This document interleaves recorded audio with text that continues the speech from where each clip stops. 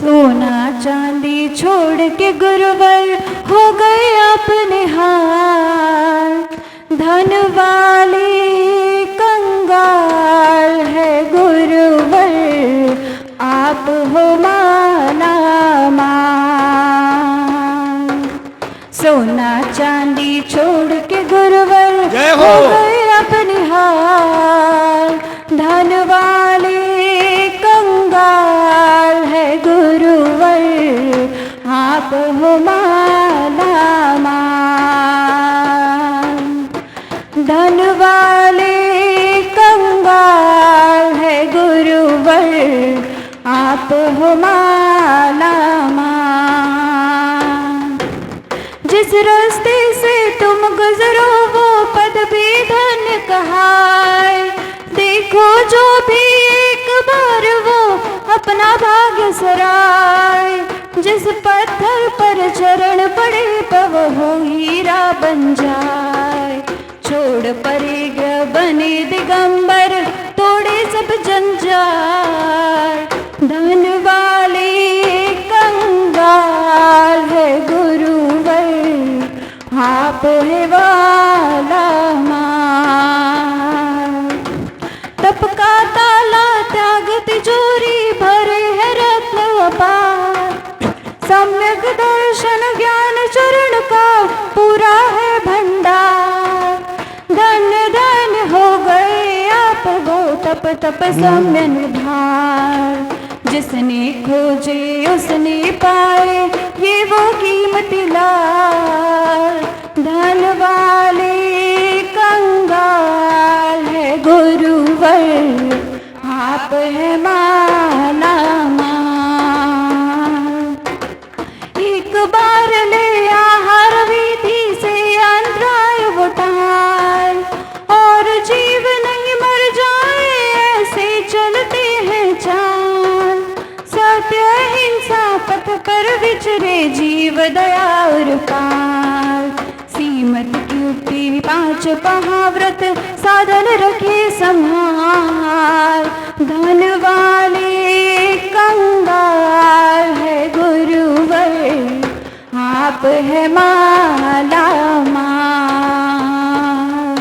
अरे सोना चांदी छोड़ के गुरुवर हो गए अपने हाथ।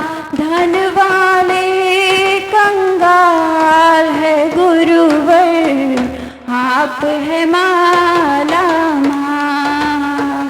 धन वाले कंगाल है गुरुवर, आप है माला माल।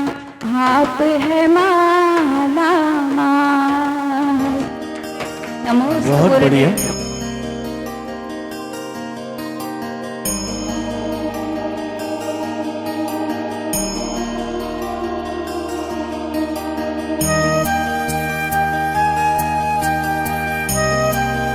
धर्मनगरी खंडवा में चल रहे परम पूज्य श्रमण मुनि श्री 108 विनत सागर जी मुनिराज सत्संग के चातुर्मास के अवसर पर संपन्न हो रही संपूर्ण धार्मिक क्रियाओं के पुण्यार्जक परिवार के पुण्य की कोटि कोटि अनुमोदना। ओम नमो अरिहंताणं।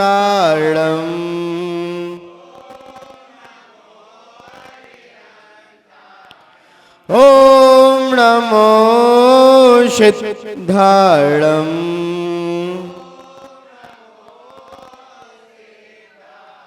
ओम नमो आयर्याणम्। ओम नमो वज्रायणम्। ओम नमो लोहे शवशाहुणम्। ओम नमो लोहे शवशाहुणम्। आपने आपको आप में वर लिया।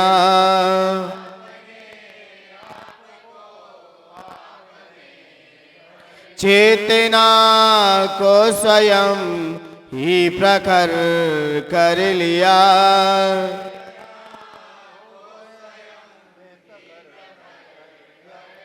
वीतरागी प्रभु हे महावीर जिन।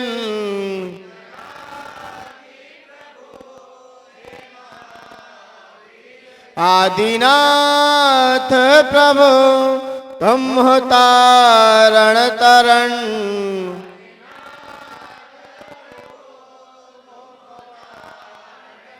आपके द्वै चरण में विनम्र नमन।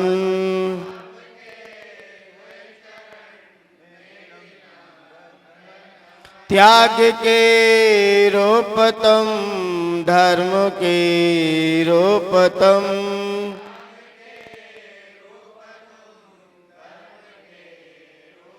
ज्ञान के रूप तुम ध्यान के रूप तुम।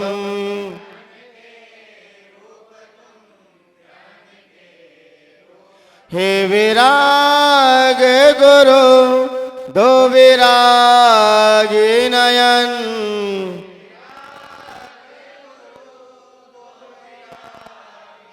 हे विनम्र गुरु दो मुझे अवशरण।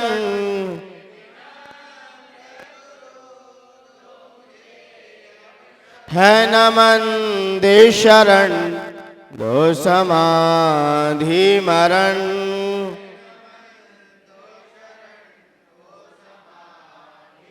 आपके द्वै चरण में विनम्र नमन।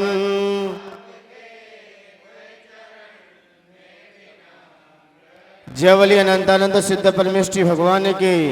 जबलिय प्रथम तीर्थंकर श्री ऋषभनाथ भगवान की। देवाई देवी कजड़ चिंतामणि पार्श्वनाथ भगवान की। धर्म तीर्थ शासन नायक अंतिम तीर्थंकर भगवान महावीर स्वामी के। परम पूज्य आचार्य भगवंत गुरु श्री मानतंग महामुनिराज के। गणाचार्य गुरुदेव 108 श्री विराट सागर जी गुरुदेव की। उच्चारणाचार्य 108 श्री विनम्र सागर जी गुरुदेव की। अहिंसामयी जैन धर्म की।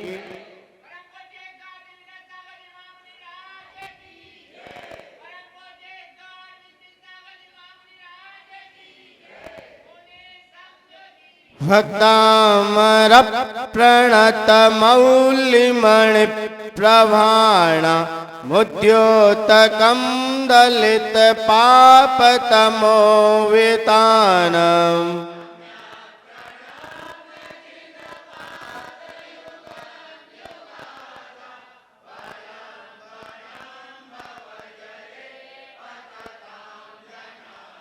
यह संस्तुतः सकल वाङ्मय तत्त्वबोधा उद्भूत बुद्धि पटु भी शुरलोकनाथै।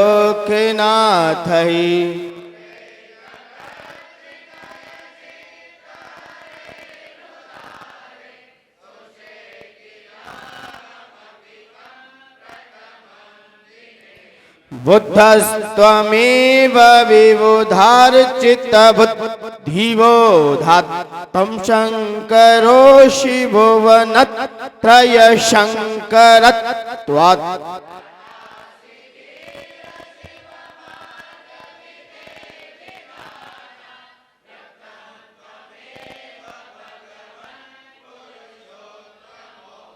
व्यक्तं त्वमेव भगवन् पुरुषोत्तमोषि।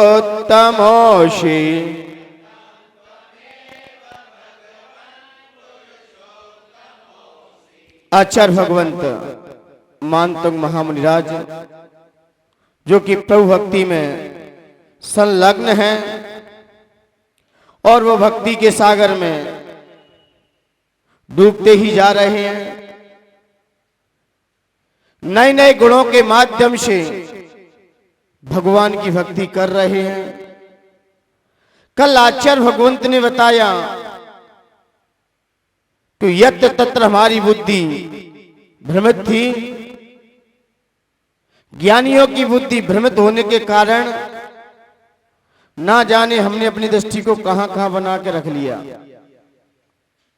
जब तक हमारी दृष्टि में दोष रहेगा तब तक हम अपने लक्ष्य को ही प्राप्त नहीं कर सकते, नहीं कर सकते।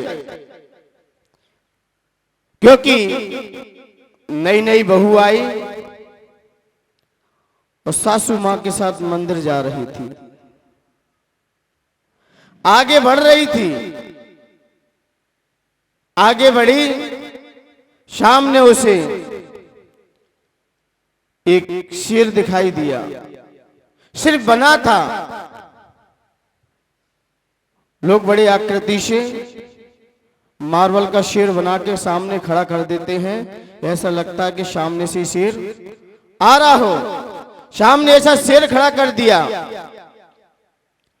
उसने कहा, मां ये शेर खा जाएगा, शेर खा जाएगा।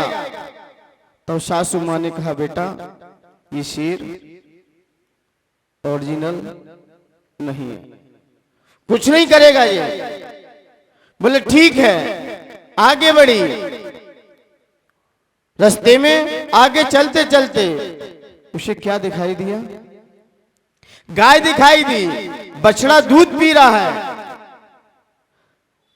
बहू ने कहा, मां ये गाय का दूध आप लेके आते हैं और गाय ये खड़ी है, इसको ही धो लो, किसी से धुलवा लो और यहीं से दूध ले चलो। तब मां ने कहा, बेटा ये गाय दूध नहीं देती है, ये गाय दूध नहीं देती है, ये तो बस स्टेचू बनी खड़ी है, ये ना दूध देती है, कुछ नहीं करती है।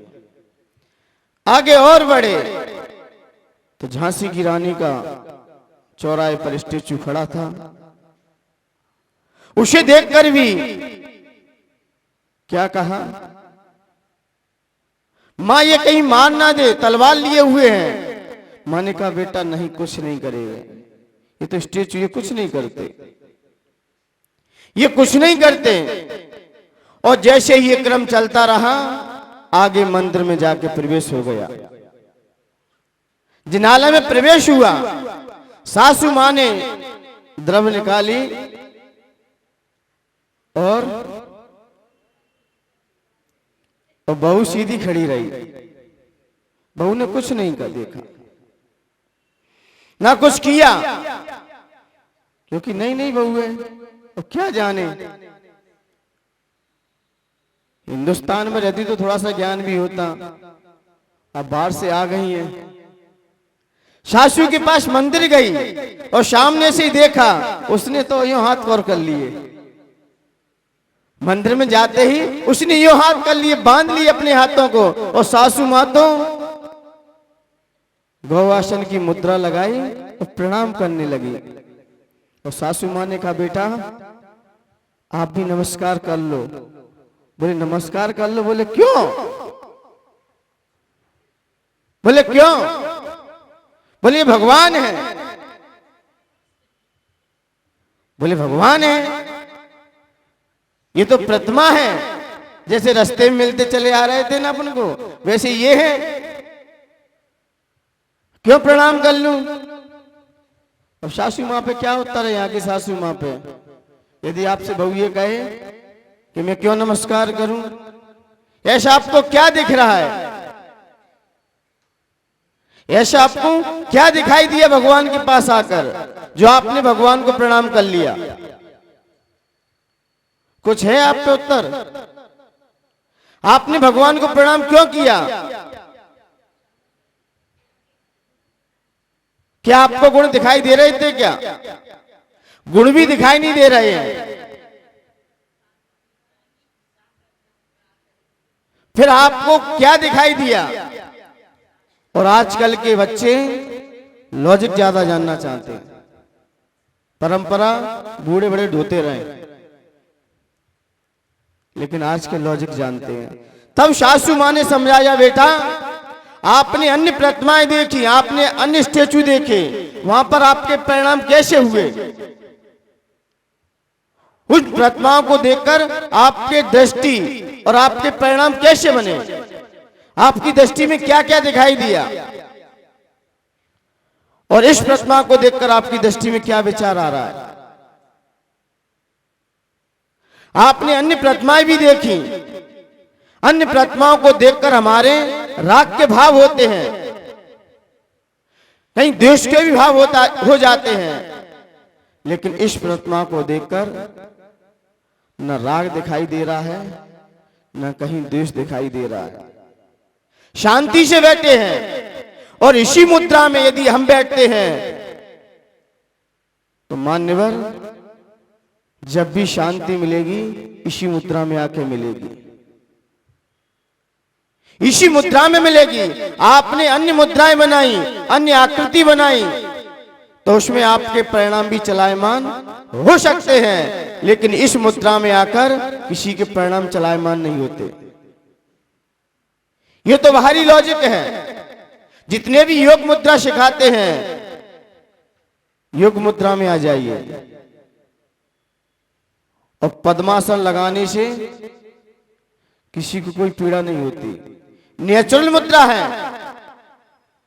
व्यक्ति 3-3 घंटे तक बैठा रहेगा, शरीर में कोई पीड़ा नहीं होगी। और आसन में तो आपके हिल भी सकते हो, चलायमान भी हो सकते हो।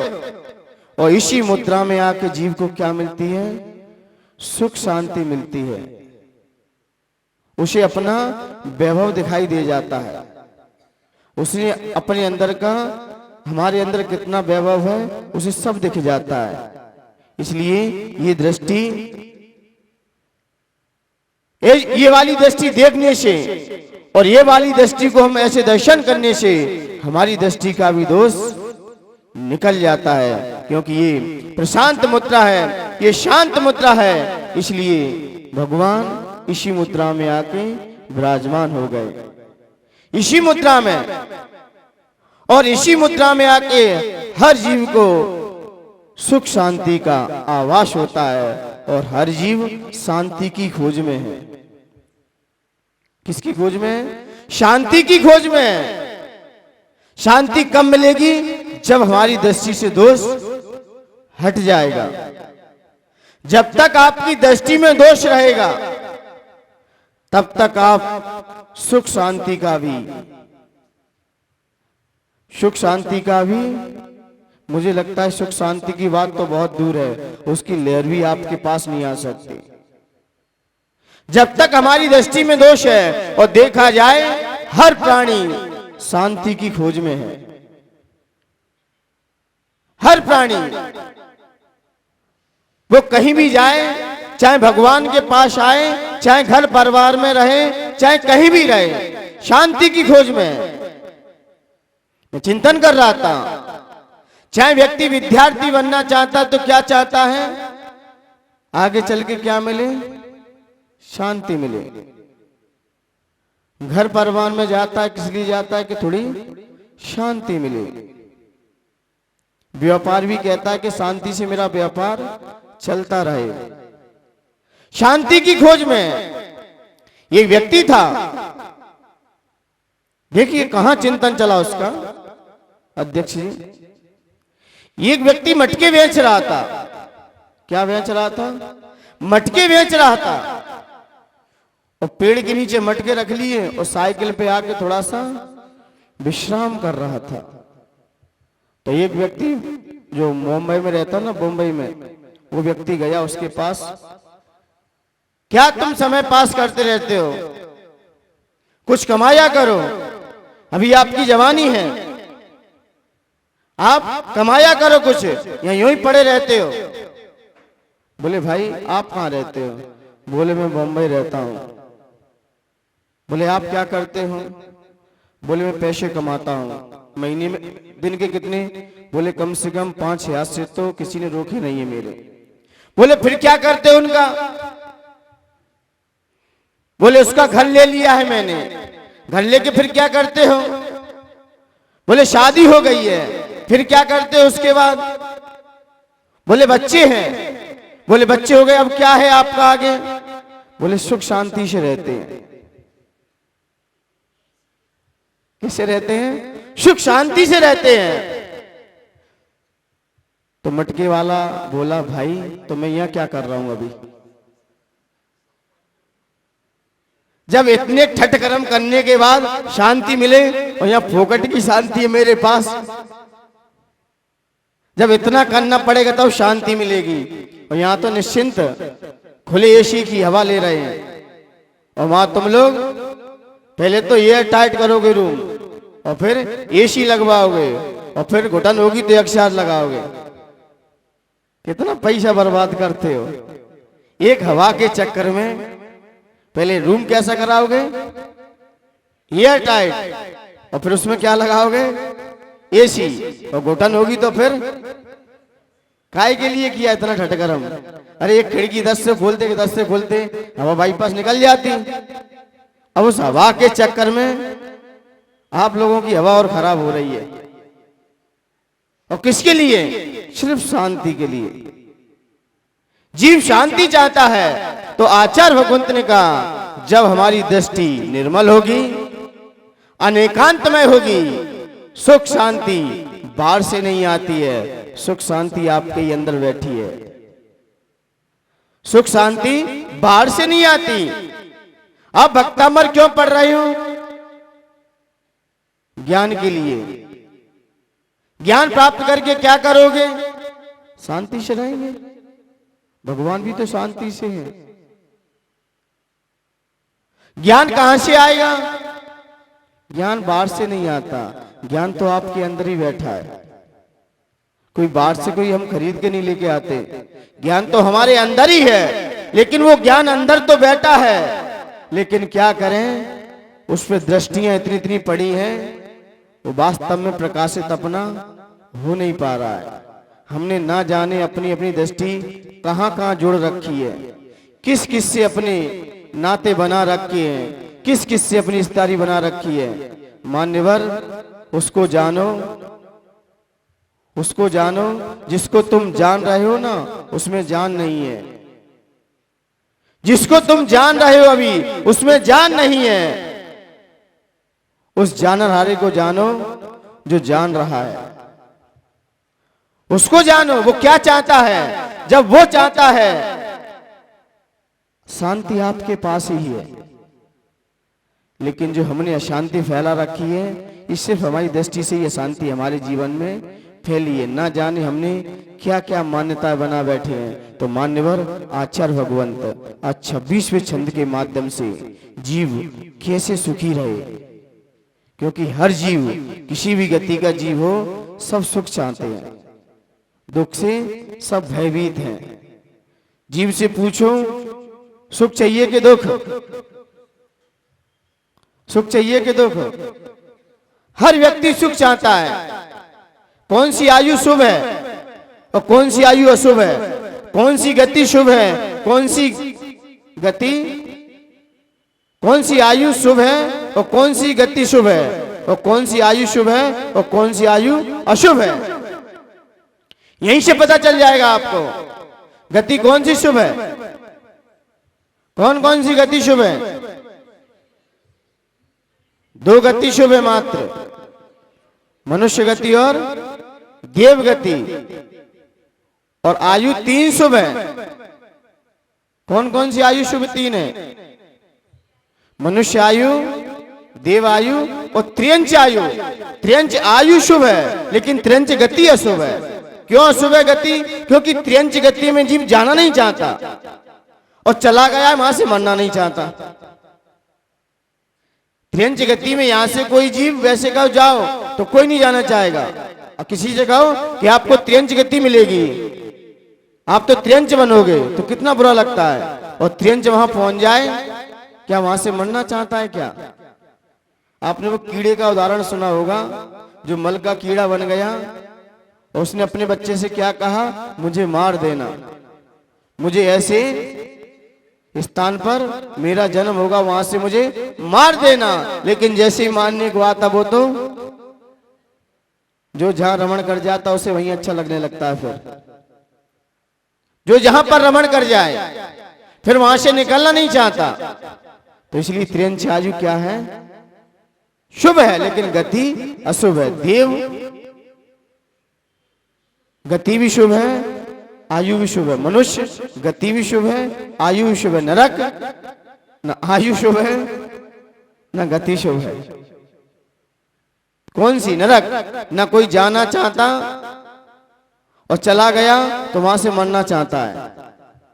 यहां जीने पे पाबंदी है तो वहां मरने पे पाबंदी है।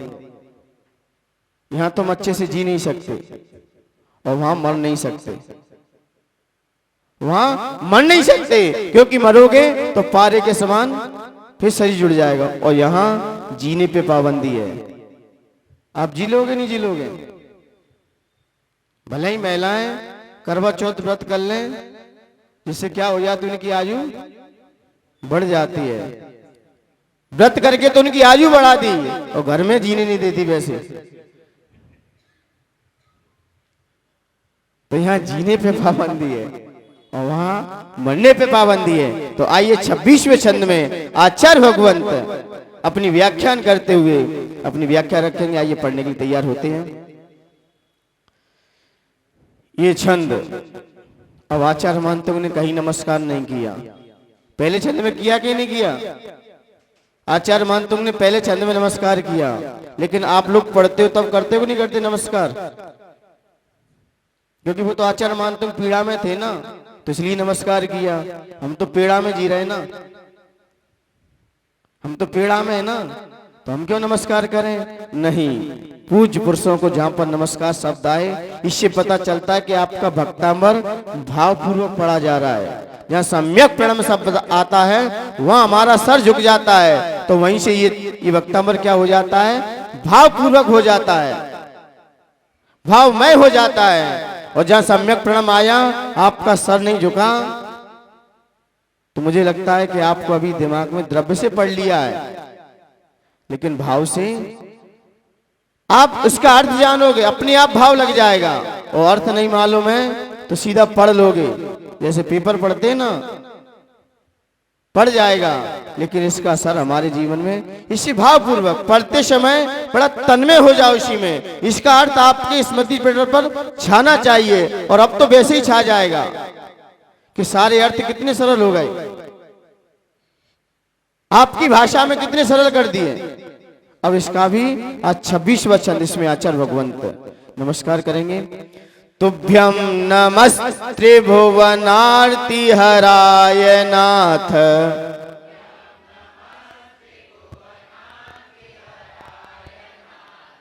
तुभ्यं नमस्ते भुवनार्ति हराय नाथ,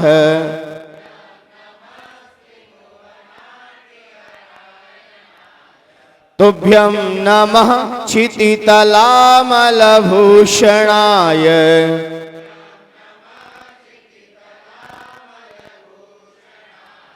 तुभ्यं नमस्त्रिजगतः परमेश्वरत्वम्,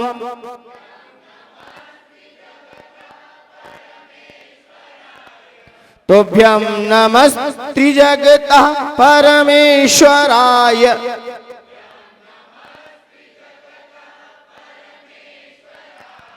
तुभ्यं नमो जिन भवोदधिशोषणाय,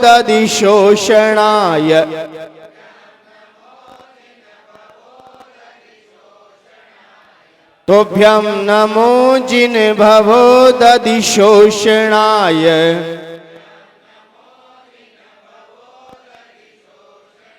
बोलिए एक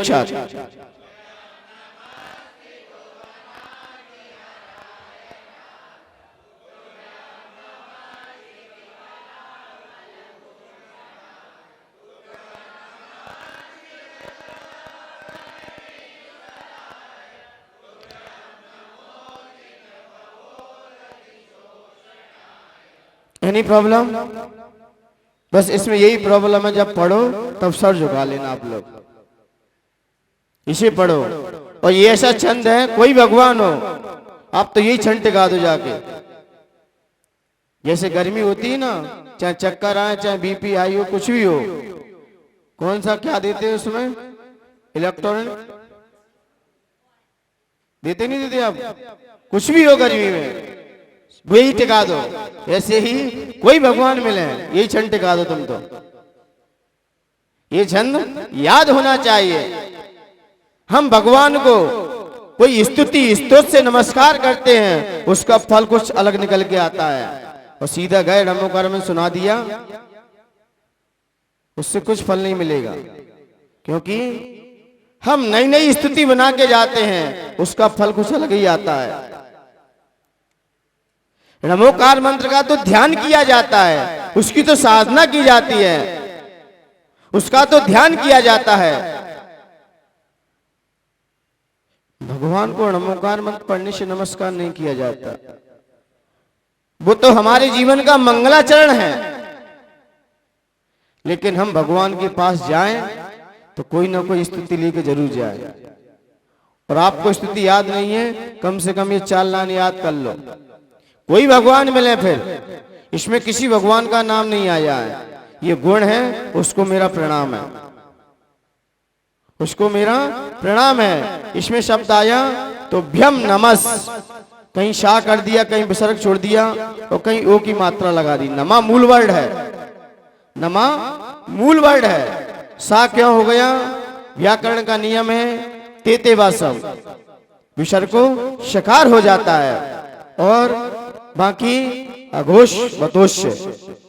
एक सूत्र है, वो विसर्ग को ऊ करेगा और ऊ को फिर ओ हो जाएगा, तो इसलिए नीचे क्या कर दिया है? नमो, नमस और नमस और नमा है नहीं, तीनों शब्द अलग अलग। नमस भी है, नमा भी है और नमो भी है, अर्थ एक ही है। बस संस्कृत व्याकरण से इसको लिया गया है। मूल वर्ड क्या था? नमः, नमस्कार है। शाह क्यों आ गया? एक सूत्र आ जाता है, विसर्ग का सकार हो जाता है। ताव था आने पर विसर्ग के परे यदि ताव था है तो क्या हो जाएगा? शकार हो जाएगा।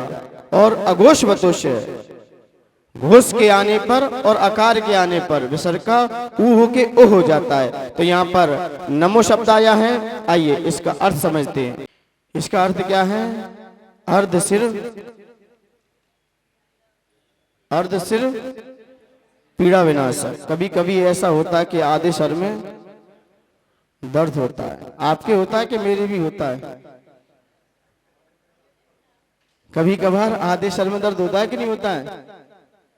कभी कभी ऐसा लगता है कहीं यहां दर्द हो रहा है, कहीं यहां दर्द हो रहा है, कहीं यहां दर्द हो रहा है। तो आचार्य भगवंत कहते हैं ये अर्ध सिर पीड़ा विनाशक।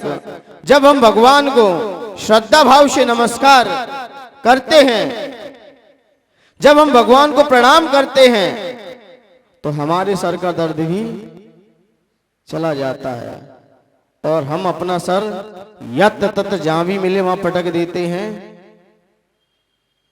गंगा गए तो अब सर में दर्द किसके होगा? पड़ोसी के कि आपके? किसके दर्द होगा? ये सर है, जिनेंद्र भगवान के चरणों में झुकेगा। इसलिए यहाँ पर नमस्कार शब्द से व्याख्यान किया गया है, क्योंकि एक बार भगवान आदिनाथ को प्रणाम जो कर लेता है भक्ति भाव से, श्रद्धा से, तो आचार्य भगवंत कहते हैं उसे 68,000 तीर्थों की यात्रा का फल मिलता है। ये तो अन्य वेद्यों में इसका प्रमाण मिला है, अपने यहाँ तो बहुत फल है।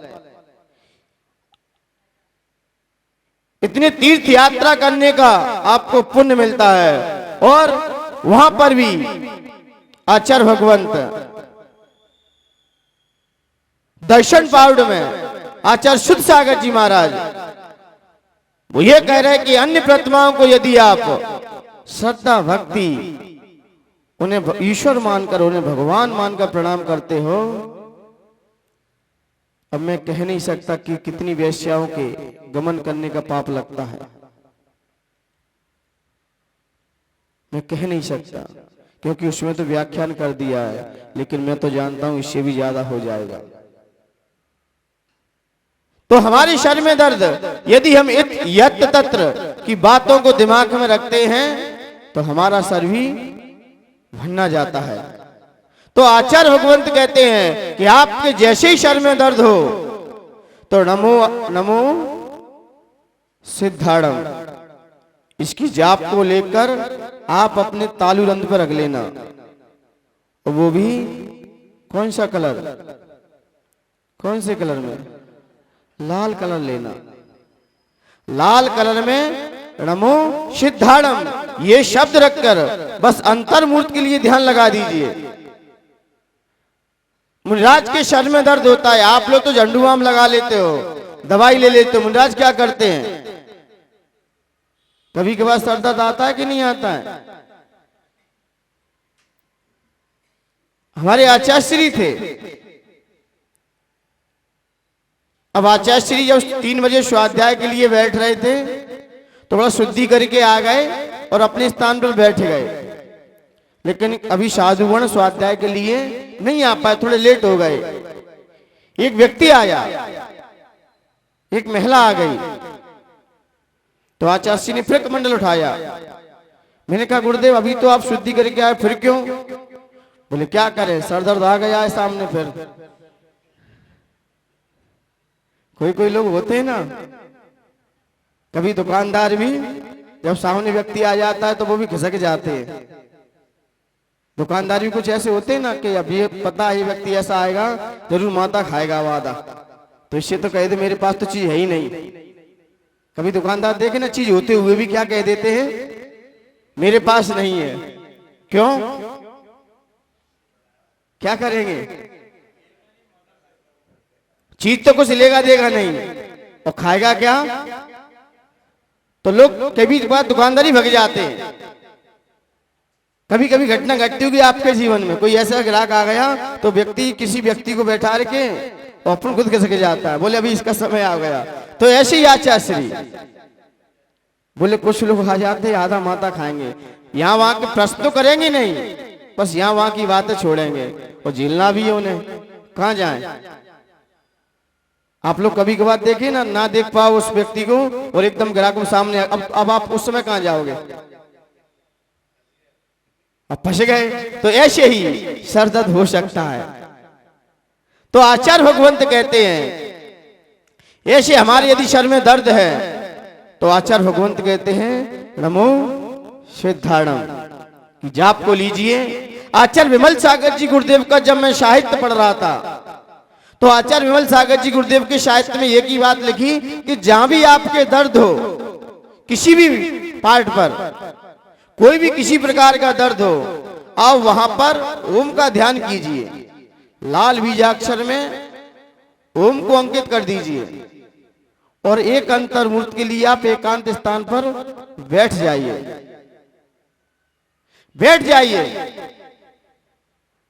वो वहां से दर्द पलायन कर जाएगा धीरे धीरे, क्योंकि मुनिराज यही करते हैं।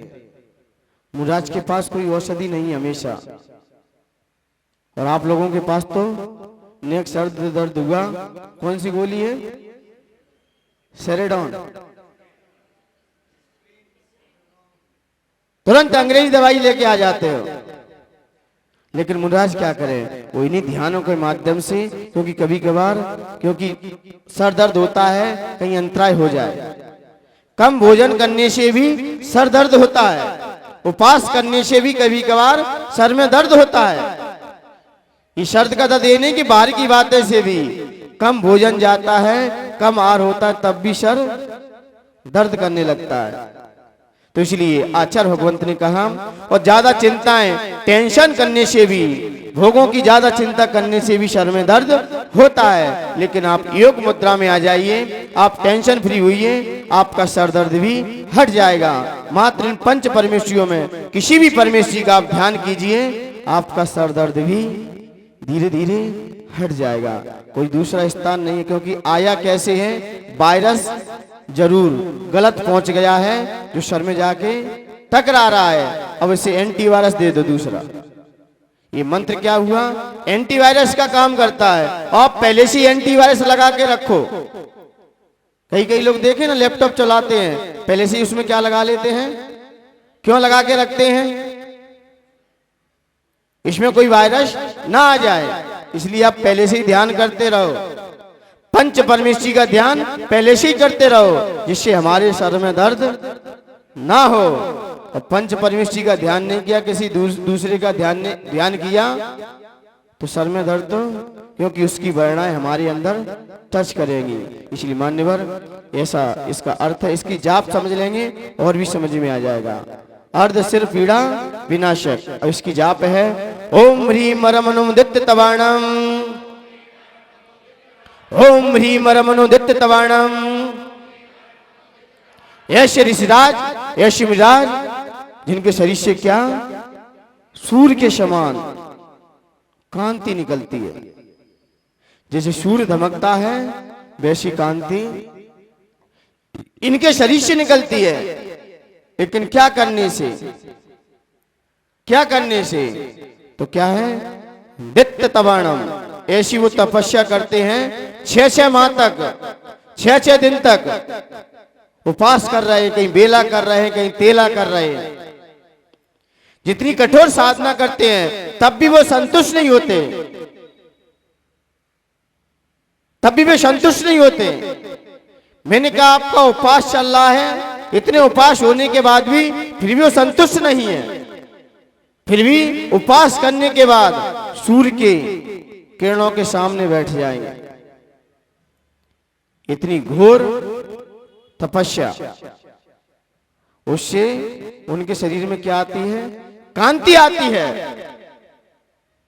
तेज बढ़ता है। क्योंकि जितनी हमारे अंदर विशुद्धि बनेगी, विशुद्ध परिणाम के साथ यदि हम अपनी साधना करते हैं तो मान्यवर कांति तो अपने आप शरीर से आ जाएगी। कांतिलाल नाम रखने से कांति नहीं आती, ना योगा करने से आती। कांति आती है शरीर में उपवास करने से आती है। लेकिन आचरण भगवंत करे, अपने विशुद्ध परिणाम रखो, कषाय को मंद रखो। आपकी कषाय मंद होंगी, आपकी इंद्रियां कंट्रोल में रहेंगी, मन आपके वश में रहेगा, तो आपके शरीर से भी कांति आती है। महाराज जितने जितने उपवास करते हैं उतनी उतनी उनके शरीर से कांति आने लगती है। और अपन लोग एक उपवास कर लें तो कांति चली जाती है, अपन लेके उपवास कर लें तो कांति चली जाती चेहरे की। जैसे देखा ना, हनुमान जी कहां से गिरे? विमान से गिरे। तो क्या हो गया? क्या हो गया? शिला का। और आप लोग अपनी झट से गिर जाओ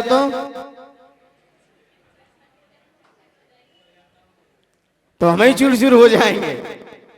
विमान से गिरे तो शिला चूर चूर हो गई। ऐसे मुराज का शहनन मजबूत रहता है उस समय। जितनी आप उपवास करोगे उतना शरीर में चमक आएगी। और जितने देखे ना, खाने वाले डॉक्टर के पास खड़े रहते, उपवास करने वाले डॉक्टर के पास नहीं मिलेंगे। यदि खाने से ही सुखी मिल जाए, सुख हो जाए, शांति मिले, तो सबसे ज्यादा तो खाने वाले मैंने डॉक्टर के पास खड़े हुए देखे हैं। उपवास करने वाले कभी डॉक्टर के पास नहीं मिलेंगे। उपवास करने वाले, आपको कोई बीमारी है, कोई परेशानी है, यदि महाराज जी कोई बुखार आ जाए, कोई बीमार हो जाए, तो सबसे पहले अपना शस्त्र उठा लेंगे। वो उनका एक ही शस्त्र है, उपवास लगा दो। जब जाएगा ही नहीं तो बीमारी कैसे होगी? इसलिए अष्टमी 14 के दिन आचार्य भगवंत कहते हैं 50 के हो गए हो, अब अष्टमी 14 के दिन उपवास करने की प्रैक्टिस डालो। 50 होने के बाद, क्योंकि अब 50-60 के बाद अब खून नहीं बनता शरीर में। जैसे आपने दवाई का देखा है ना, उस पे क्या लिख के आ जाती है? क्या लिख के आ जाती है भैया? एक्सपायरी डेट है। तो ऐसी 70 के बाद क्या लिख के आ जाती है? अब कुछ नहीं कर सकते तुम, चल रहा है जीवन अपना। अब चल रहा है, अब पुराना जो है उसी से चल रहा है। अब नया खून बंद हो जाता है। जैसी 70-60 से पार किए, खून बंद। तो इसलिए उस समय हमको अपने तप पर ध्यान देना चाहिए। अष्टमी 14 के दिन आप एक उपवास करते रहे, क्योंकि आपने कृष्ण पक्ष का खाया है। कृष्ण पक्ष में जो आपने भोजन किया है, तो उसकी अमावस्या आएगी या 14 आएगी, साफ कर दो पेट को। अब जो कृष्ण पक्ष आएगा ना, अब उसका डालना, और नहीं उसके ऊपर डालते रहे, क्योंकि पेट कभी साफ नहीं होता। पेट कभी साफ नहीं होता। इसलिए अष्टमी 14 पर्व क्यों आ जाते बीच में? 15 दिन के बाद। किसी की 8 दिन में शक्ति तो 8 दिन में अष्टमी आ जाएगी, यदि नहीं है तो 15 दिन में पेट खाली कर दो। आपने देखा है ना, कोलू वाले मिल चलाते हैं, तेल निकाल देते हैं, महीना में पूरा कोलू खोल भी देते कभी कभार। खोलते कि नहीं खोलते? वो क्यों खोला उन्होंने? क्यों खोला?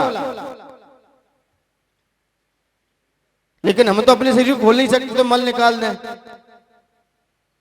हम अपने पार्ट को खोल सकते हैं क्या? नहीं खोल सकते। तो आचार्य भगवंत ने कहा आप 14 के दिन या तो पानी से समय निकाल दो, पानी पी के, अब दूसरे दिन आपका पेट पूरा साफ हो जाएगा। अब जो खाओगे, 14 के दिन उपवास करने वाला व्यक्ति कभी डॉक्टर के पास नहीं जाएगा। अष्टमी 14 के दिन हम साधना करते रहे तो कोई बीमारी नहीं आएगी। इसलिए अष्टमी 14 उपवास साधना के लिए बनाए गए। अष्टान का पर्व साधना के पर्व है, क्योंकि ऋतु चेंज है और यहाँ पक्ष चेंज होता है। वहां ऋतु चेंज हो जाती है अष्टानिका में, और यहाँ पर्व चेंज हो जाता है। शुक्ल पक्ष, यहाँ पक्ष चेंज होता है। तो इसलिए ये साधना का समय है। और वो वहां पर ऋतु, गर्मी से सर्दी और सर्दी से फिर गर्मी, तो ये मिड पॉइंट बीच में आ गया। तो यहाँ पर ये साधना का समय है। तो इसलिए ऐसे उपवास हमें अष्टमी 14 के दिन करते रहना चाहिए। अभी महाराज जी से मेरी चर्चा हो रही, बोले महाराज जी कह रहे पानी वर्षेगा उपवास नहीं करेंगे। बोले हमने क्यों? बोले धूप पड़ना चाहिए, धूप पड़ना चाहिए, क्योंकि उसमें निर्जरा ज्यादा है, क्योंकि गर्मी ऊपर से और अंदर की गर्मी, साधना तीव्र है।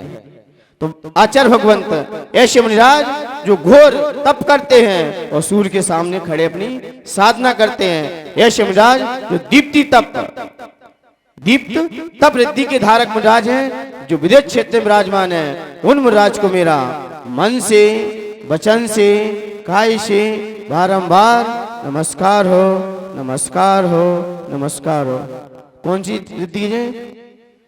दित्य तवाणम। आइए अब इसका क्या देखें अपन?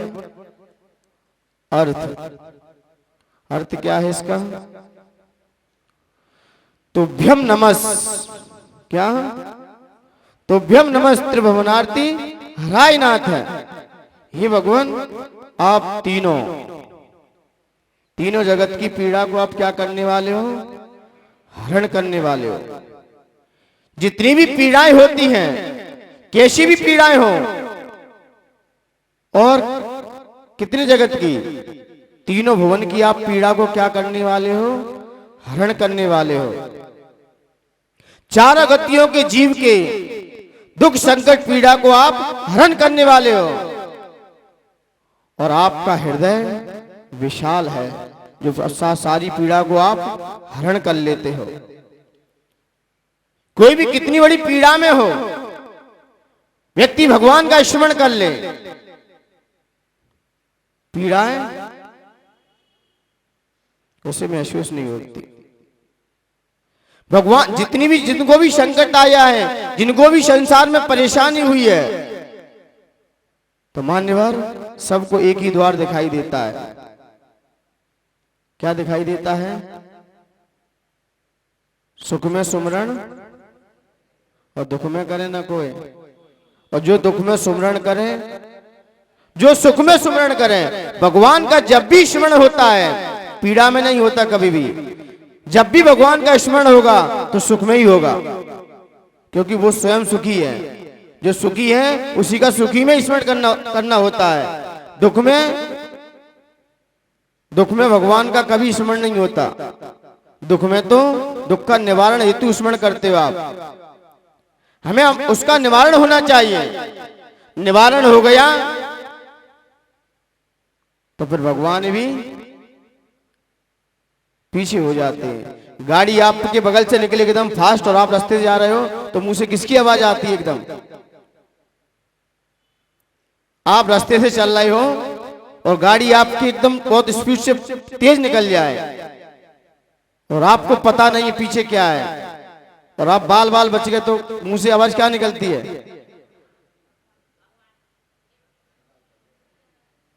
क्या आवाज आती है? क्या आवाज आती है? एक आनंद जी नाम के एक व्यक्ति थे, यहाँ के नहीं, बाहर की बात बता रहा हूँ, यहाँ की मैं कुछ नहीं कहूंगा, यहाँ के तो बहुत अच्छे लोग हैं। वो बाहर का व्यक्ति था, बड़ा संकट में, लेकिन जैसे वो अपने पर्स से फोटो निकालता और रख लेता, गिर भी गया, चोट भी लग गई उसके, गाड़ी में चढ़ा, उसके पैर में खून आ गया।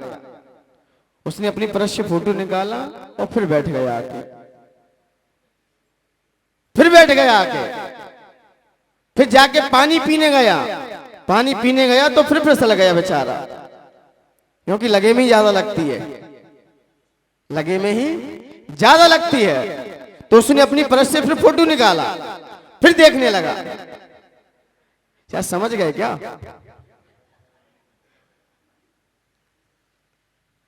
फिर उस दोस्त ने पूछा, भाई आप इतने संकट में हो, आपको इतनी पीड़ा हो रही है और आप पर्स निकालते हो फिर शांति धारण कर लेते हो, ऐसा क्या है आपके पर्स में? तो बोला, भाई आप रहने दो, आप रहने दो, आप मत जानो। बोले नहीं नहीं, आप भी तो, मुझे भी तो बता दो, मुझे भी तो कभी कभार पीड़ा होती है, तो मैं भी आपका अनुसरण कर लूंगा, आपका नमूना मैं भी आजमा लूंगा, वो रहने दो। अब दोस्त है तो बताना पड़ा। जब देखा तो उसमें उसकी श्रीमती का फोटो था। बोले जब इतने बड़े संकट को लेके चल रहे हैं, ये तो छोटे मोटे हैं, ये तो छोटे मोटे हैं, तो मान्यवर व्यक्ति कहां दिमाग लगाता अपना? जब जैसी बुद्धि होगी वैसा ही चलेगा। आइए यहाँ पर आचार्य भगवंत कह रहे, आप तीनों जगत की पीड़ा को हरण करने वाले हो, क्योंकि पीड़ा जीवन में शारीरिक भी आती हैं, मानसिक भी होती हैं, और आगंतुक भी दुख होता है। आगंतुक दुख एकदम आता है, बता के नहीं आता, और एक सहज उत्पन्न दुख होता है। एक सहज में आ गया, सहज में चलते फिरते हम गिर जाते हैं, भयभीत हो जाते हैं, तो हम डर जाते उस समय। और ये चारों गतियों के दुख तो सहजी दुख है। जो चारों गतियों के जो दुख हैं वो सहज हैं, वो तो वहां के क्षेत्रगत दुख हैं। अब देवों में क्षेत्रगत दुख क्या है? मानसिक दुख ज्यादा होगा, वहां मानसिक पीड़ा होगी, क्योंकि एक दूसरे की विभूति को देखकर जलोगे, अपनी है उसे नहीं भोग पा रहे हैं, दूसरे की ज्यादा क्यों पहुंच गई, उसकी चिंता ज्यादा है, और दिन रात उसी में लगे रहते हैं, अपना जो है उसे नहीं भोग पाते। मुझे लगता है अपना वैभव व्यक्ति कभी पूरा नहीं भोग पाएगा। और ये नरक का द्रव्य क्षेत्र काल भाव, वहां सहजी दुख मिलता है। मनुष्य गति में कितने दुख हैं? मनुष्य गति में दुख है कि नहीं?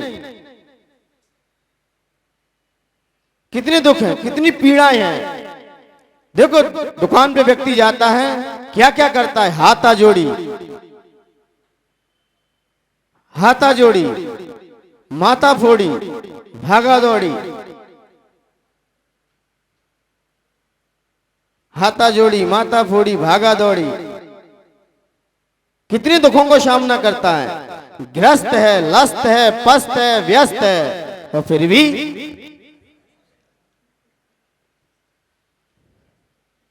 ये ग्रस्त के जीवन है, और फिर भी हम क्या हैं? मस्त हैं। मुझे लगता है कि मुझसे ज्यादा उपसर्ग तो आप लोग सहन करते हो, मुझसे ज्यादा संकट का सामना तो आप लोग करते हो। गर्मी सर्दी कितनी सहन करनी पड़ती है। कहीं कोई ग्राहक सामान लेके चला गया और पैसे ज्यादा दे दिए, और धूप है, जून का महीना है, अब ग्राहक उस पार चला गया है, गाड़ी भी नहीं है, चप्पल भी टूट गई है, और सामने एक ग्राहक जा रहा है, और जून का महीना, छाता भी नहीं है, तो व्यक्ति फिर कैसे जाएगा भाग के? फिर किसके लिए जा रहा है? क्या सहन कर रहा है? गर्मी सहन कर रहा है, पसीना पसीना हो रहा है, कितने सामना कर रहा है। ये दुख है कि सुख है? ये कितने दुखों का सामना करता है। पहले चौथे काल में देखते थे तो महाराज जियों पर उपसर्ग होते थे, अब इतने कम है। पंचम काल में देखा जाए अब महाराज जी तो भी सुरक्षित है। अब कोई कर्म का उदय आ जाए तो कह नहीं सकते, लेकिन वैसा देखा जाए बहुत सुरक्षित है। मैं पहले का चिंतन करता हूं मुनिराज के बारे में, बेचारे जंगल में पड़े हैं।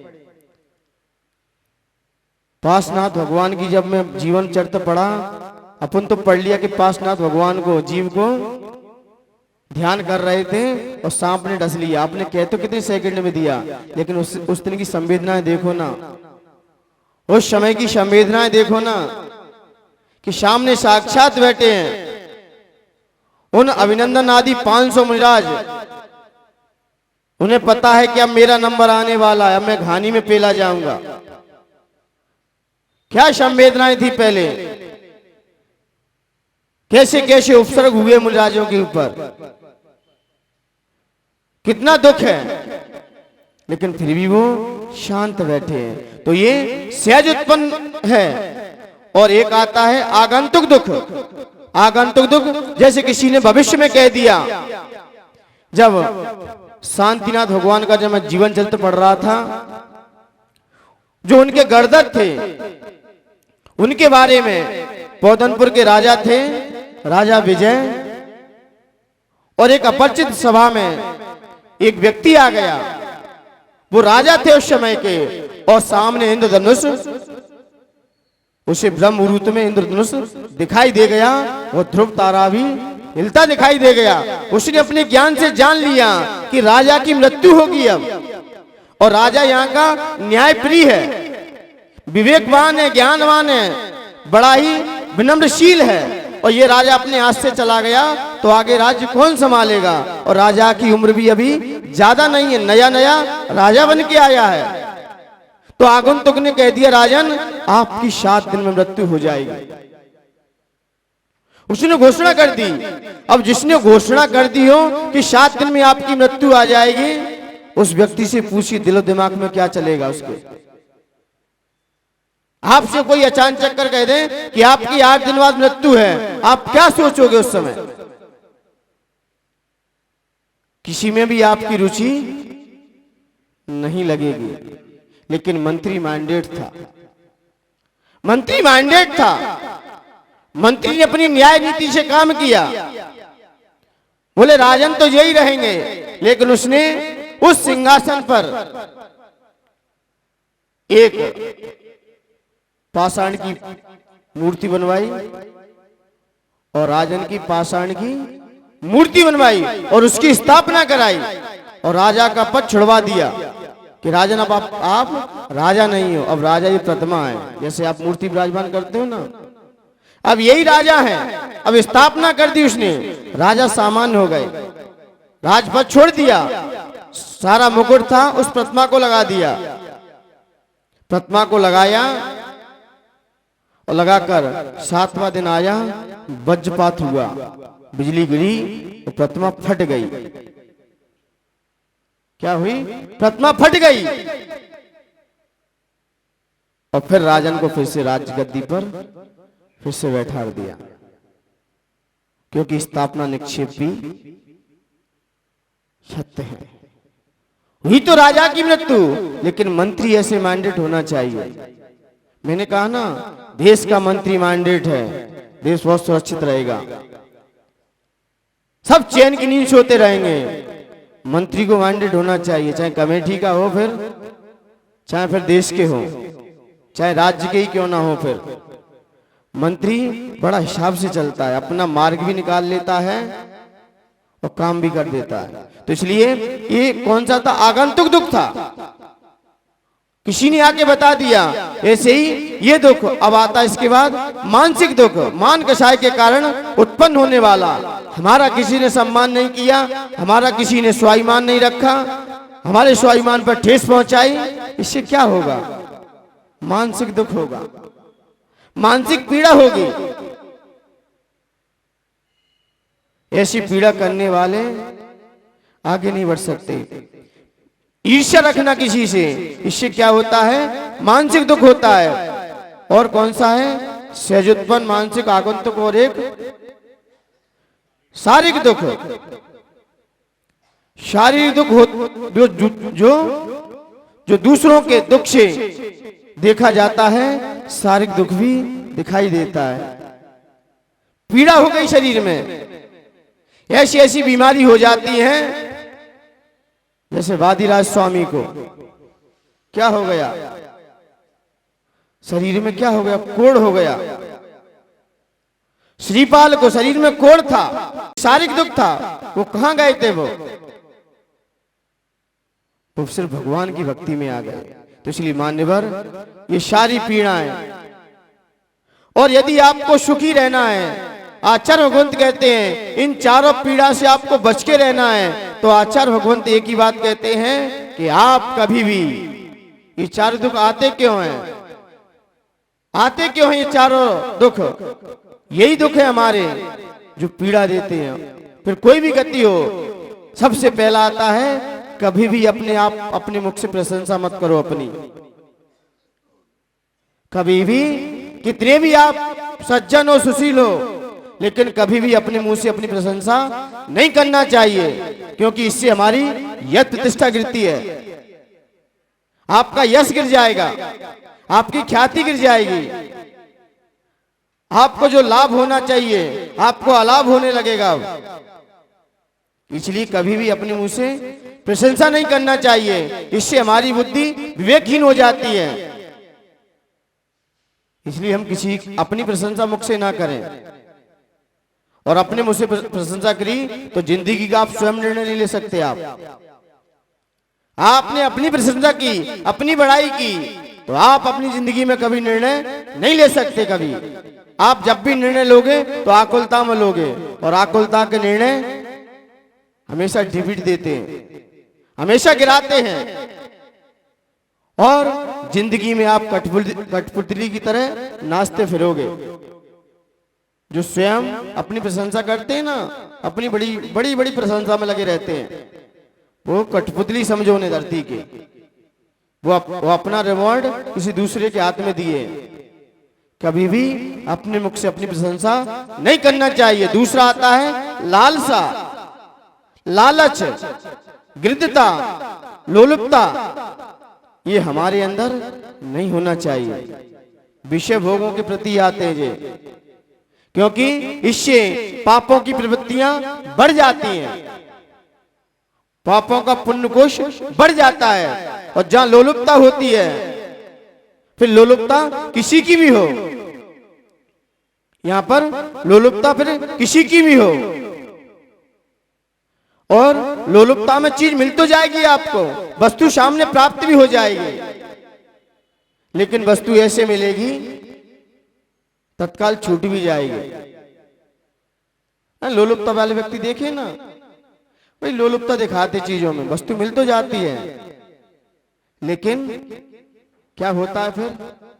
जैसे आपने वो देखा ना, चावल की धान का ऊपर आता, तिनके वगैरह आते चावल के, उसमें एकदम आग लगा दो तो एकदम आग तो उफान तो ले लेगी, और फिर 5 मिनट में आके बैठ जाएगी, बैठ जाएगी।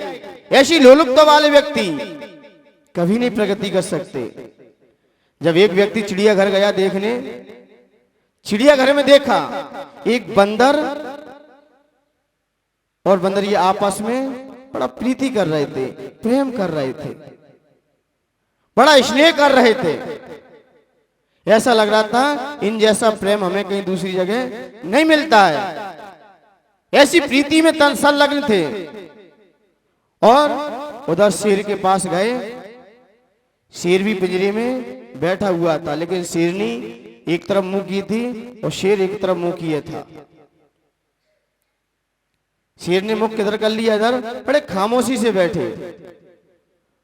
तो लोगों ने देखा ये भी तो शेर और शेरनी है। अभी हम बंदर को देख के आया, वो कितने प्रीति से रह रहे थे, कितना प्रेम था, और ये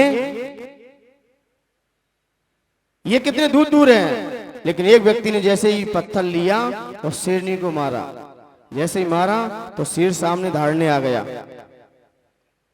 सामने टूट पड़ा बेचारा। उसके तो आगे गीला, पीछे पीला हो गया बेचारा। शेर के आते ही एक व्यक्ति से पूछा कि आपके सामने शेर आ जाएगा तो आप क्या करोगे? तो व्यक्ति बोला, मैं क्या करूंगा, जो करेगा वो करेगा, मैं क्या कर सकता हूं, अब तो जो है वो ही करेगा। तो छलांग मार दी उसने, वो तो घबरा के भाग गया। अब उसने बंदर को ही पत्थर मारा। जो प्रेम प्रीति कर रहे ना, तो बंदर एक दूसरे को छोड़ के भाग गए। जो बंदर आपस में प्रीति कर रहे ना, एक पत्थर मांगा, सब भाग गए। ज्यादा लोलुपता वाले व्यक्ति होते हैं ना, वो छोड़ भी सकते तुम्हें। ये बंदर की तरह प्रेम है इनका। जो बंदर की तरह चिपके रहते हैं ना, ये कोई कुछ कह देगा सब तुरंत भगेंगे जान बचाने के खतरे में। जो निडर होते हैं, आपने देखा ना लोगों की दोस्ती, ये बंदरों की तरह दिखाई दे रही है। सब अपनी अपनी जान की पड़ती है जब संकट आता है सामने। ये रामचंद्र जी सीता जैसे नहीं है, सामना करें। भले ही संबंध दूर का हो, लेकिन प्रेम भरा हो। भले खामोशी दिखाई दे, लेकिन अंदर से होना चाहिए। ये दिखावटी होता है ना, ये लोलुपता इनके अंदर, लोलुपता बैठी है, तो ऐसे व्यक्ति कभी प्रगति नहीं कर सकते। दूसरी आती है, लास्ट है, कोई भी उपसर्ग पर से आए। तीसरा, कोई भी आप पे पर से उपसर्ग आए, कोई भी परेशानी आए, सहनशील रहिए, सहनशील हो जाइए, अपनी धीरता मत खोइए। अपनी धीरता को नहीं खोना चाहिए। सामने वाले ने आप पे क्रोध किया है तो आप क्रोध से जवाब मत दीजिए सामने वाले को, नहीं तो ईंट का जवाब पत्थर से देने लगो, फिर आप में उसमें अंतर ही क्या रहा। तो कभी भी उपसर्ग परिचय, आपकी कोई अवहेलना कर दे, अपमान कर दे, सहन कर जाओ, कुछ नहीं बिगड़ेगा उस समय आपका। उस समय हमारे कर्मों की नजरी हो जाएगी। शांत रहिए। सामने वाला क्रोध में है तो सामने वाला समझ जाएगा, क्योंकि उस इष्ट उपदेश में भी आचार्य पूज्य पाद स्वामी ने क्या लिखा है, भ्रातका कथा मंत्रे जनाय परिकुप्यते त्रियांगुल पातयन पदभ्यम स्वयं दंडनेन पात्यते। स्वयं अपने कर्मों से गिर रहा है जी, वो खुद ही झुक रहा है, वो अपनी आत्मा को खुद ही गर्दन में पटक रहा है। कोई किसी पर क्रोध कर रहा है तो उसकी आत्मा कहां जाएगी? अब वो खुद ही दुर्गति का पात्र है। अब उस पर हम गुस्सा क्यों करें? सामने वाला क्रोध भाव लेके बैठा है तो क्रोध से नहीं जीता जाता, क्रोध को ठंडे से जीता जाता है। क्रोध को किससे जीता जाता है? और हमेशा ध्यान रखना, क्रोध ही पिटता है जिंदगी में, ठंडा तो पीटता है, ठंडा तो पीटता है और पिटता क्रोध ही पिटता है। आपने देखा ना लोहार को, लोहा गर्म हो जाता है तो उसे कौन पीटता है ढंग से? ठंडा लोहा ही पीटता है, गर्म लोहा तो पीटता है। और पीट कौन रहा है? ठंडा लोहा। इसलिए क्रोध तो हमेशा गिरता ही है। अब उसे हम क्या गिराएं? कोई हमसे मिलेगा शेर, उसे समझा देगा। और भारत में शेर का सवा शेर बैठा ही रहता है, शेर का सवा शेर बैठा ही रहता है। एक नेताजी भाषण कर रहे थे, नेताजी भाषण कर रहे थे। डॉक्टर साहब बैठे कि नहीं बैठे? आज नहीं है। अच्छा डॉक्टर साहब, ये नेताजी भाषण कर रहे थे और बोल रहे हैं मैं शेर का बच्चा हूं। मैं किसका बच्चा हूं? शेर का बच्चा हूं। शेर अपनी पत्नी के हाथ जोड़ रहा था, भैया ये फिजूल की बातें कर रहा है जी, आप मत आ जाना इसकी बातों में। तो क्या कह रहा था? मैं शेर का बच्चा हूं। और शेर शेरनी को क्या संबोधन कर रहा है? नहीं तुम कुछ रिश्ते तोड़ दो मुझसे आगे चल के।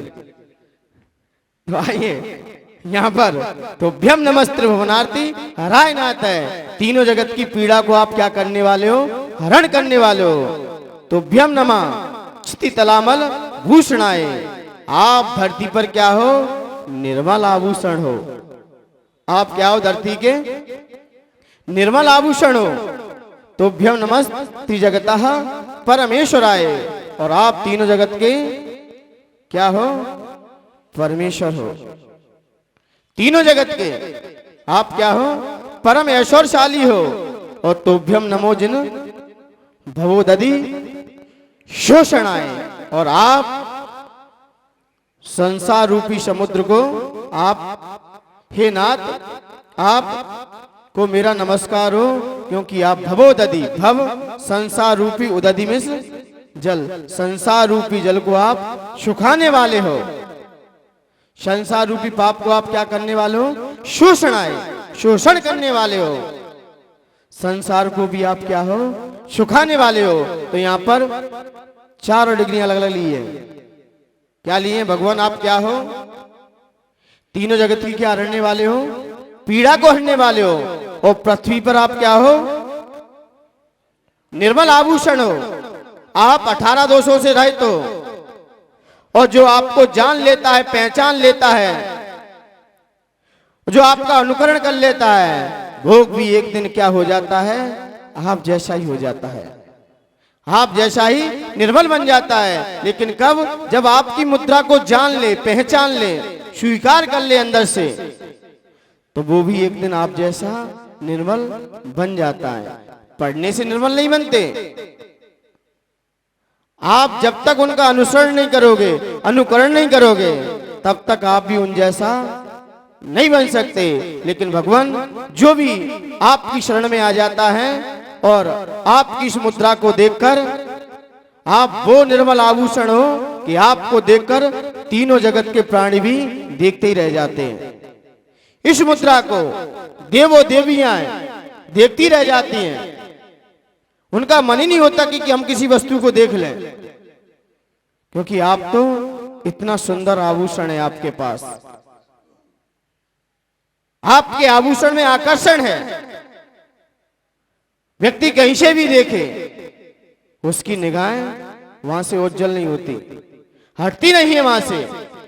इसलिए भगवान आप को जो भक्ति से यहां गाते हैं, काम जैसे जैसे चक्रवर्ती भी, महापुरुष भी आपके चरणों में नतमस्तक हो जाते हैं। कामदेव जैसे, चक्रवर्ती जैसे वो भी नतमस्तक हो जाते हैं। आप वो आभूषण है आपके पास, वो आपकी निर्मल कांति है। तो यहाँ पर आचार्य भगवंत ने कहा आप क्या हो? पृथ्वी तल के निर्मल आभूषण हो और तीनों जगत के परम ऐश्वर्यशाली हो, परमेश्वर हो। तीनों जगत के आप किसी सीमित स्थान के परमेश्वर नहीं हो। लोग जाने किस किस को परमेश्वर कह देते हैं, किस किस को परमेश्वर कहते हैं। अब सब अपने अपने अनुभव बताओ। प्रायः कर व्यक्ति जाने ना जाने, जिससे हमें कुछ मिल जाए वही हमारा परमेश्वर है। कहीं पत्नी पति को क्या कहती है? आप क्या हो? और कहीं पति भी क्या कह देता है? परमेश्वर ही। कहता है कि नहीं कहता है भावुकता में कभी कभार? धन्य हो परमेश्वरी हैं? हाँ, अर्धांगिनी भी कहते हैं, वो अलग बात है। लेकिन जब परमेश्वर की बात है तो अपना जब जिससे काम बनता है, सड़ता है, हम उसको ही परमेश्वर कह देते हैं। नौकर भी सेवक को क्या कह देता है? आप तो मेरे परमेश्वर हो। नौकर भी कह देता है, किससे? मालिक से। बुंदेलखंड की तो विशेषता ही अलग है। बुंदेलखंड का व्यक्ति बुंदेली भाषा में परमेश्वर को क्या कहता है? गांव के लोग, वहां देहाती लोग, किसी की वो क्या बोलते हैं? परमेश्वरी मिल नहीं रही अभी तक। चाबी को कहीं रख दिया तो उसको क्या बोल देते कभी कभार? परमेश्वरी ने कहां रखी, अभी तक नहीं मिली। क्या चीज? क्या बोल देते हो? कई प्रकार के ऐसे आते हैं। चाबी को भी कह देते हैं, और जहां तक के बस लगे तो झाड़ू को भी कह देते हैं। बोलते कि नहीं बोलते? झाड़ू को भी हम परमेश्वर बना देते हैं। मैंने कहां रखा होगा परमेश्वर? तो मान्यवर। लेकिन यहां पर यह सब परमेश्वर अपनी अपनी काम से माने गए हैं। हमारा काम बना तब तक हम ये सीमित हैं, लेकिन यहाँ तो आप क्या हो, ये भगवान तीनों लोगों के परमेश्वर हो, आप तीनों जगत के, क्योंकि आप सीमित स्थान पर नहीं हो, न जातिवाद है, कोई बात नहीं है आपके अंदर, इसलिए आप क्या हो, आप ही परमेश्वर हो।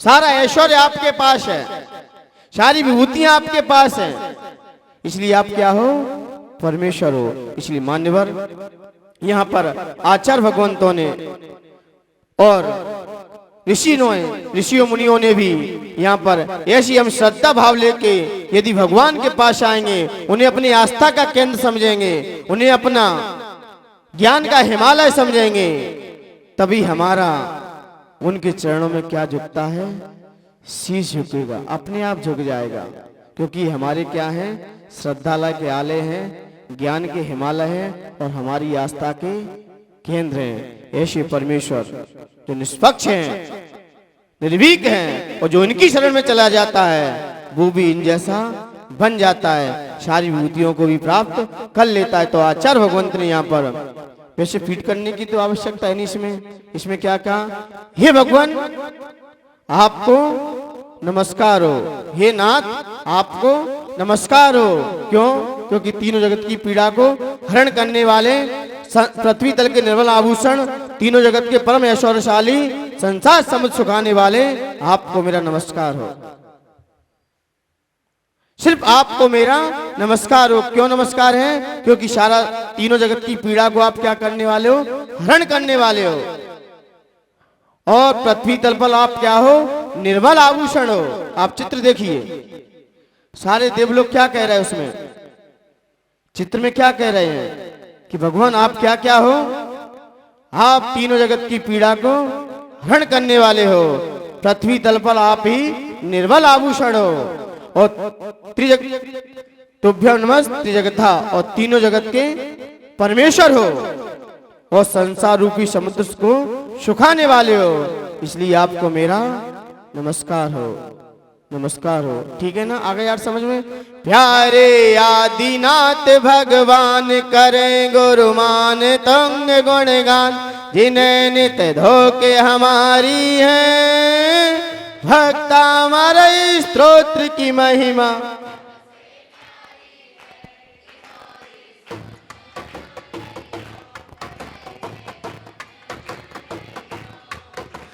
हे प्रभु सबकी पीड़ा हरते तुमको करूं प्रणाम, पृथ्वी तल के अमलाभूषण, हे प्रभु तुम्हें प्रणाम।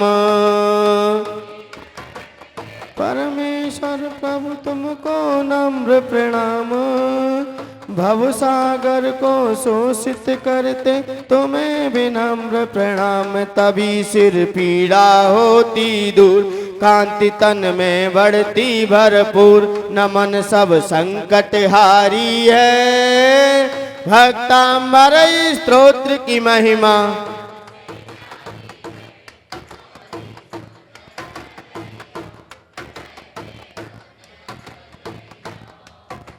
सर्व संकट मेटते तुमको नमन मेरा, भूप आभूषण अमल शत शत नमन मेरा।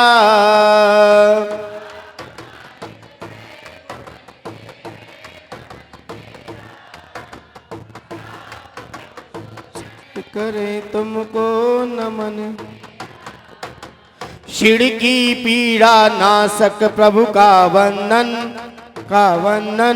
आदिनाथ गुरुमान तुंग को करो नमन।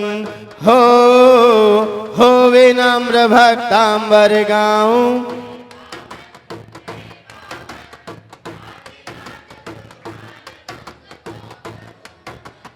आदिनाथ गुरुमान तुंग को करो नमन। जबली आदिनाथ भगवान के, जबली आचार्य भगवंत गुरु श्री मानतुंग महामंडराज की जय। इसकी जाप कर लीजिए। जिनके भी शर में दर्द होता है या वो अपने अपने मस्तक को यूं रखिए। ओम ह्रीम रम नमो